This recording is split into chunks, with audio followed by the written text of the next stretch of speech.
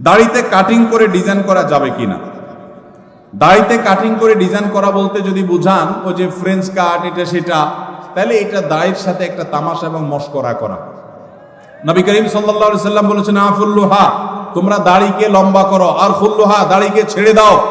পরিষ্কার নির্দেশ নবীজির। কোন একটা হাদিসে নবীজি সাল্লাল্লাহু আলাইহি সাল্লাম আমাদেরকে দাড়িতে কাটিং আর স্টাইল করতে বলেন না। এটা স্টাইলের জিনিস না। যারা দাড়ি রাখতে ইতস্তত বোধ করেন তাদেরকে বিনয়ের সাথে বলতে চাই, এটা পুরুষত্বের মার্কা। এটা কিসের মার্কা? আল্লাহ নারীর শরীরে যা যা দিয়েছেন, নখ আপনারটা বাড়ে, মহিলাদেরটাও বাড়ে। আপনার মাথার চুল আছে, তাদেরও আছে। আপনার শরীরের অঙ্গ প্রত্যঙ্গে যেখানে যেখানে যা যা আছে, লোম অবাঞ্ছিত সব তারও আছে।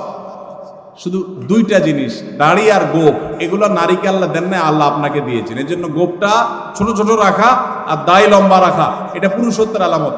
এখন আপনি যদি বলেন যে আমি হিজড়া হয়ে যাব, তাহলে আমার কি করার? আল্লাহ আমাদের ভাইদেরকে হেদায়েত দান করুন। এটা পুরুষত্বের মার্কা, এটা রাখতে কোনো কার্পণ্য করা উচিত না।